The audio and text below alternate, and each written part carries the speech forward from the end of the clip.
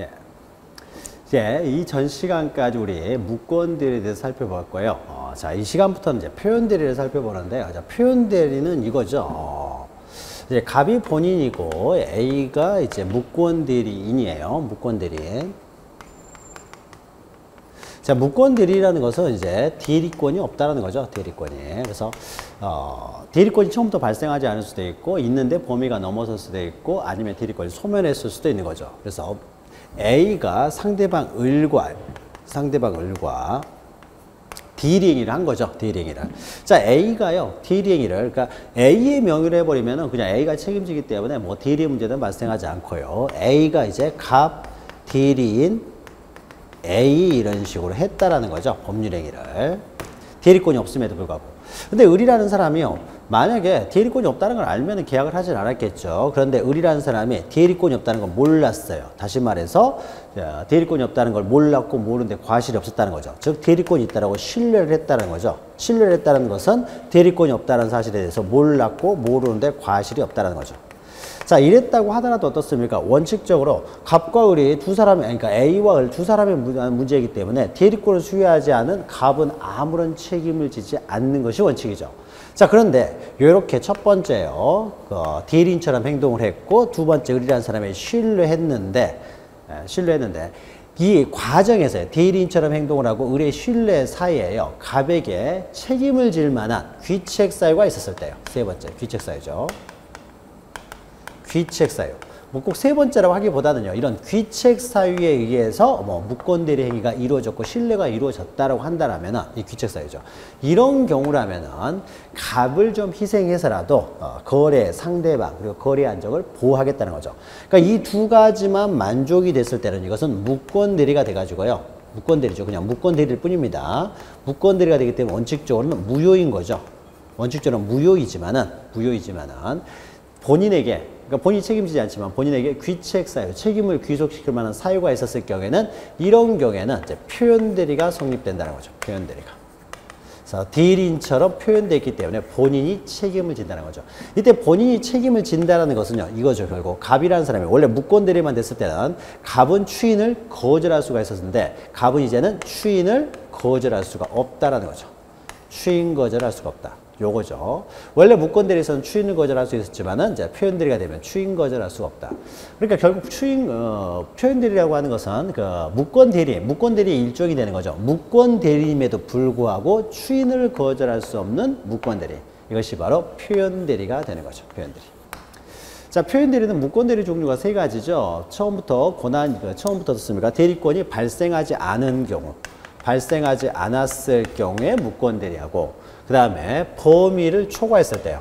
범위를 초과한 무권대리하고, 또는 그 대리권이 소멸했을 때의 무권대리가 있는 거죠.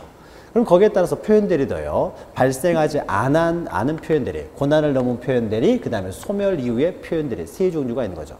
다만 이런 표현대리가 성립되기 위해서는요, 본인에게 책임지울 수 있는 귀책 사유가 있어야 된다는 거죠. 그 귀책 사유로서 발생하진 않았지만 뭡니까? 대리권을 있는 것처럼 대리권 수요에 표시를 한 것이죠. 대리권을 주지 않았지만 대리권 수요에 표시를 했다는 점에서 본인이 책임지는 것이고요. 그 다음에 범위를 초과했을 경우에도 어떻습니까? 갑이 A에게 기본 대리권을 수여했다는 것. 여기에서 어떻습니까? 책임이 있는 거죠. 책임을 지을 수 있을 만한 근거가 있는 거죠. 그래서 소멸이라는 것은 일단 한번 발생했다가 소멸했다는 것이죠. 여기에 대해서 상대방이 선의 무과실이고 거기에 대해서 본인에게 책임질 사유가 있다라면 이럴 경우에는 본인이 책임을 진다. 즉 추인을 거절하지 못하는 표현대리를 우리는 추인 거절을 못하는 무권대리를 표현대리라고 하는 거죠. 자, 그러면 하나하나 표현대리에 대해서 살펴보도록 하죠. 표현대리도 시험에 자주 나옵니다. 자, 3회, 올해 나온 거네요. 그 밑에도 3회이겠죠. 3회에는 표현대리가 두 문제나 출제가 됐었네요. 자주 나옵니다. 대리는 뭐 가장 많이 출제되는 부분이 대리예요. 자, 옳지 않은 것은 1번. 표현대리가 성립하면 본인은 표현대리 행위에 대해서 전적인 책임을 져야 되고 과실상계에 관한 법리가 유추적용되지 않는다. 자, 그렇죠. 표현대리는요, 그 대리행위, 이 대리행위죠. 대리행위에 따른 이 법률행위가 되겠죠. 이 대리행위. 대리행위를 한 거죠. 대리냐는 법률행위를 우리는 대리행위라고 하는 거죠. 이 법률행위에 대해서 어떻습니까? 전적인 책임을 지는 거죠. 추인 거절을 못하기 때문에. 그러면 과실상계라고 하는 것은요, 손해배상 청구, 그러니까 불법행위나 채무불이행으로 인한 손해배상 청구를 할 때 과실상계가 적용되기 때문에 원래 계약의 내용에 따라 책임을 지는 경우에는 과실상계가 적용되지 않습니다. 그래서 과실상계가 적용되지 않는다. 2번 대리권 수의 표시에 의한 표현대리 125조가 되겠죠. 대리권 수의 표시에 의한 표현대리는 본인과 대리인이라는 사람 사이에 기본적인 법률관계 성질이나 효력에 유무하는 관계없이요. 이건 외관으로 판단하는 것이기 때문에요. 어떤 자가 본인을 대리하여 제3자 법률행위를 함에 있어 본인이 그 사람에게 대리권을 수여하였다는 표시를 제3자에게 한 경우에 성립을 한다는 거죠. 제3자에게 대리권 수의 표시를 했을 경우에. 그러니까 계약의 효력 유무하고는 상관이 없습니다. 두 사람 사이에 뭐 계약의 효력 유무하고는 상관없이요. 이게 외부적으로 표시가 되었다라는 것이죠. 여기에 책임을 진다. 3번 등기 신청 행위를 기본 대리권을 하는 사람이 대물변제라는 사법 행위를 하는 경우 대물변제 이런 건 뭐라 돼요? 그러니까 기본 대리권이요. 등기 신청 행위니까 등기를 등기소에 신청하는 공법상 대리권이라는 거죠. 등기 신청행위는 국가기관인 등기소에 하는 거기 때문에 이것은 공법행위입니다. 그럼 공법행위를 기본 대리권을 하여 사법행위를 한 경우라고 하더라도 어떻습니까? 그 대리행위는 기본 대리권 같은 종류에 해당하지 아니하므로 이렇게 같은 종류의 행위가 아니라고 하더라도요. 기본 대리권과 그 표현 대리행위가 같은 종류가 아니라고 하더라도 권한을 넘은 표현 대리는 성립될 수가 있다라는 거죠. 같은 종류일 필요는 없는 거죠. 공법행위 대리권을 가지고 사법행위를 했다고 하더라도 표현대리는 성립될 수가 있습니다. 4번 권한을 넘은 표현대리에서 무권 대리인에게 그 권한이 있다고 믿을 만한 정당한 이유가 있는지 여부는 대리행위 당시를 기준으로 하는 거죠. 법률행위 당시를 기준으로 판단을 한다는 거죠. 5번 기본적인 어떠한 대리권도 없었던 사람에 대해서 대리권 소멸이후에 표현대리는 성립할 수가 없죠. 대리권 소멸이후에 표현대리는 일단 대리권이 발생하였다가 소멸해야 되는 거죠. 처음부터 대리권이 없었을 경우에는요, 이게 적용될 수가 없고, 대리권 수요에 의한, 수요 표시에 의한 표현대리, 요것만 이제 성립될 수 있는 가능성이 생기는 거죠. 자, 45번 표현대리 옳은 것은 1번. 유권대리에 관한 주장 속에 무권대리에 속하는 표현대리 주장이 포함되어 있다고 볼 수는 없다라는 거죠. 1번이 바로 맞죠. 자, 2번. 대리권 소멸 후의 표현대리에 대해서는 법정대리에는 적용되지 않는다. 자, 요 세 가지 유형의 표현대리는요, 임의대리, 복대리는 다 적용됩니다. 그런데 법정대리와 관련돼서는요, 요 125조죠. 125조, 126조, 129조인데, 요 125조만 어떻습니까? 법정대리가 적용되지 않는다는 거죠.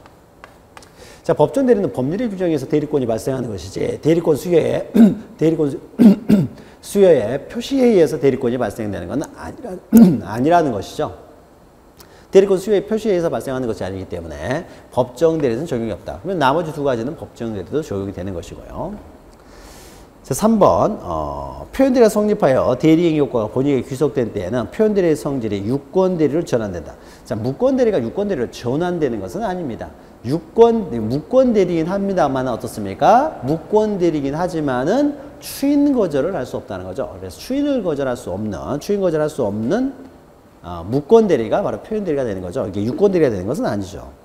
4번 기본대리권이 월권행위와 관련이 없는 경우에는 권한을 넘은 표현대리가 성립할 여지가 없다는 것이 아니라 이 권한을 넘은 그 무권대리가 표현대리가 되겠죠. 기본대리권과 권한을 넘은 이 표현대리 행위는요. 같은 종류일 필요도 없고요. 뭐 관련성이 전혀 없어도 상관없어요. 관련성이 없다고 하더라도 정당한 이유가 있으면은 상대방에게 믿을 만한 대리권이 있다고 믿을 만한 정당한 이유가 있으면 다 표현대리가 성립될 수는 있다라는 거죠. 그러니까 전혀 관련이 없어도 상관없습니다. 5번 대리권을 추단할 수 있는 직함이나 명칭 등의 사용을 본인이 승낙, 묵인하면 어떻습니까? 이런 것들이 바로 대리권 수의 표시에 의한 표현대리가 성립되는 것이 되죠. 대리권 수의 표시가 있는 것으로 볼 수가 있는 것이죠. 자, 46번이요. 표현대리에 관한 설명으로 옳지 않은 것은 1번. 일상가사 대리권. 자, 일상가사 대리권은요. 부부간에는 그 일상가사 대리권이 있어요. 그러니까 의식주와 관련된 내용이죠. 아이들 교육비 이런 것은요. 부부간에는 서로 대리권을 수여하지 않았다고 하더라도 일상적인 가사에 대해서는 부부끼리는 서로 대리권이 있다라고 취급을 합니다. 이건 법률의 규정에서 당연히 발생되는 대리권이에요. 그래서 일상가사 대리권은 법정 대리권이 되는 거죠. 법률의 규정에서 발생하니까.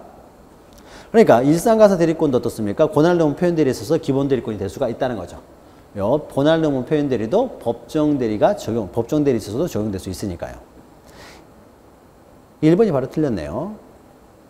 그리고 2번 유권대리 주장 속에 표현대리의 주장이 포함되어 있다고 볼 수는 없다는 거죠. 표현대리는 기본적으로 무권대리이기 때문에 유권대리 주장 속에 표현대리의 주장이 포함되어 있다고 볼 수 없고요.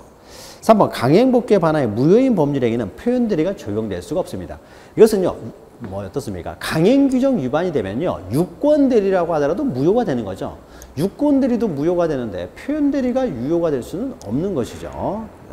표현대리가 성립됐을 여지가 없는 거죠. 강행법규 위반의 경우에는. 4번 표현대리가 성립하는 경우 상대방이 과실이 있더라도 과실상계법리가 적용되지 않는다. 그리고 법정대리도 권한을 넘은 표현대리가 성립될 수가 있다. 1번하고 똑같은 내용이죠. 성립될 수가 있다라는 것이죠. 1번만 틀렸네요. 자, 넘기시면은 이제 47번이요. 자, 옳은 것은요.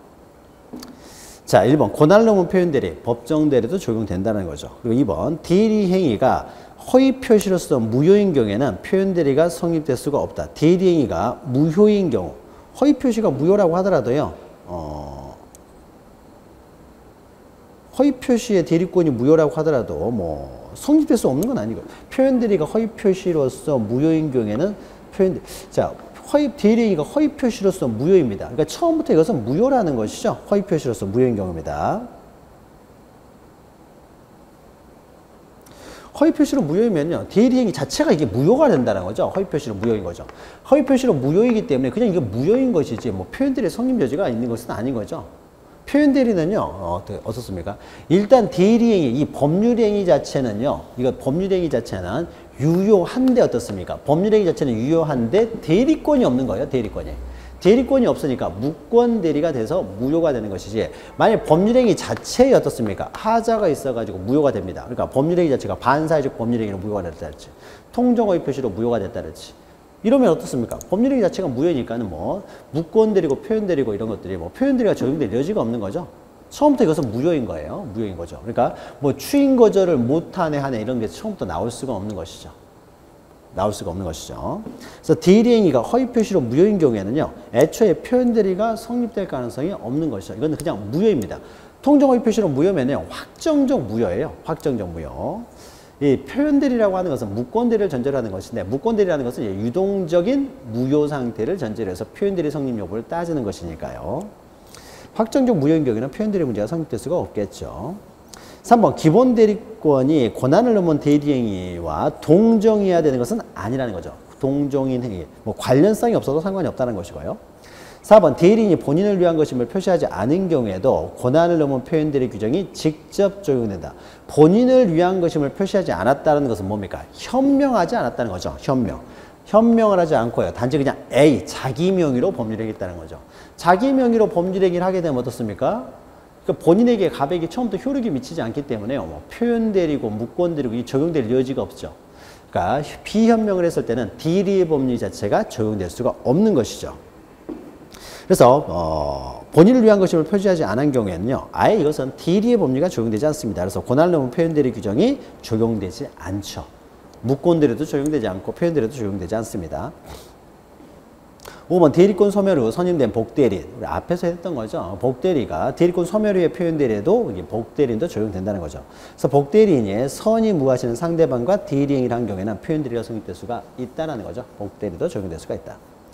자, 48번 표현대리에 관한 설명으로 옳지 않은 것은요. 1번 표현대리가 성립하는 경우에도 선의의 상대방은 본인이 추인이 있을 때까지 무권대리 행위를 철회할 수는 있는 거죠. 그러니까 추인을 거절할 수 없다는 것을 제외하고는요, 무권대리에 관한 규정이 그대로 적용됩니다. 따라서 갑은 여전히 추인할 수 있고요, 그리고 을도 철회할 수가 있는 것이죠. 2번 대리권 소멸 후의 표현대리 법정대리 적용되고요. 그 다음 3번 대리권 수요 표시에 의한 표현대리에서 대리권의 수요 표시는 대리라는 문자를 반드시 사용하는 경우에 한정되는 것은 아닌 것이죠. 그러니까 대리권이 있다라고 믿을 만한 어떤 행위를 하면 되는 것이지 뭐 대리권이라는 문자를 반드시 사용해야 되는 건 아니고요. 4번 권한을 넘은 표현대리 기본 대리권에는 복대리권도 포함되는 거죠. 권한을 넘은 표현대리는 복대리도 적용되는 거죠. 자, 5번 표현대리가 성립하여 본인이 이행 책임을 지는 경우에 상대방이 과실이 있다고 하더라도 과실상계 법리가 적용되지 않는다는 거죠. 표현대리에 있어서는 그 법률행위에 대한 전적인 책임을 지기 때문에 과실상계 법리가 적용되지 않는다라는 거죠. 자, 49번 표현들에 관한 설명으로 맞는 것은요. 1번 별거 중인 아내가 외국에 거주하는 남편의 재산을 처분한 행위는 부부간의 일상가사에 속하지 않겠죠. 그러니까 남편의 재산을 처분하는 행위는요. 이것도 일상가사에 포함될 수 없는데 거기 앞에 별거 중이에요. 자, 부부가 함께 살고 있는 경우, 공동생활체가 되고 있는 경우에만 부부간의 일상가사 대리권이 인정되는 것이지 별거 중에는요. 일상가사 대리권이 인정되지 않습니다. 별거 중에는. 거기다가 재산을 처분한 행위까지 대리권이 있다. 이 대리권의 일상가사의 범위를 넘어서는 거죠. 2번 고난을 넘은 표현대리에서 제3자는 표현대리형의 직접 당사자만을 말하는 거죠. 직접 당사자. 이 신뢰라고 하는 것은 어떻습니까? 이 신뢰. 신뢰는 무권대리인과 직접 법률행위를 한 사람만 어떻습니까? 이 사람에게 대리권이 있다고 믿을 만한 신뢰라는 것이 생길 수 있는 거죠.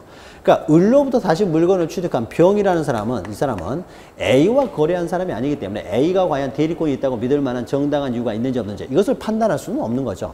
그러니까 무권 대리인과 직접 거래한 을만이 어떻습니까? 대리권이 있다고 믿을 만한 신뢰라는 것이 존재할 수 있기 때문에 직접 상대방만이 표현 대리를 주장할 수가 있는 것이죠. 그러니까 전득자는 안 됩니다. 직접 상대방만 표현 대리를 주장할 수 있다. 3번 대리인이 임의로 선임한 복대리인이 권한외의 법률행위라는 경우. 자, 복대리도 권한외의 법률행위 표현대리 성립한다는 거죠. 3번이 맞죠. 자, 4번 대리권 소멸의 표현대리는 임의대리, 법정대리 다 적용되고요. 그러니까 요거 하나 기억하시면 되죠. 125조 대리권이 발생하지 않은 다음에 않은 상태에서 대리권 수에 표시해야 한 표현대리만 법정대리가 적용되지 않는 것이고 나머지는 법정대리, 복대리, 임의대리 다 적용되는 거죠. 자, 5번 대리권 권한을 넘은 표현대리에서 제3자가 권한이 있다고 믿을 만한 정당한 이유가 있었는가 이유면은 대리행위 당시를 기준합니다. 그 이후의 사정은 고려하지 않는다는 거죠.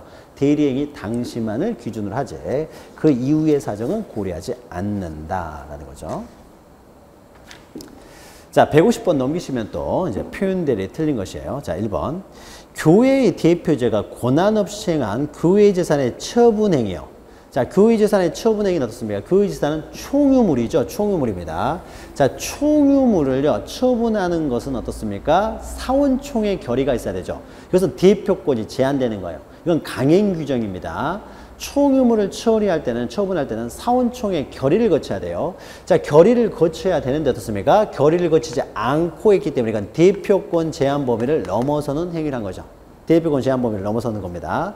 따라서 교회의 대표자가 권한 없이 행한 교회 재산의 처분 행위에 대해서는 이거는 강행 규정 위반이 됩니다. 강행 규정.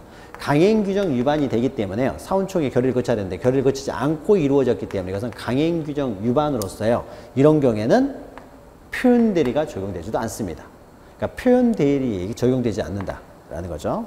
그래서 총유물의 처분, 우리가 이제 비법이 사단에서 했던 거죠. 이제 사원총회 결의를 거쳐야 되는데 결의 없이 이루어진 것은 표현대리가 성립되지 않는다.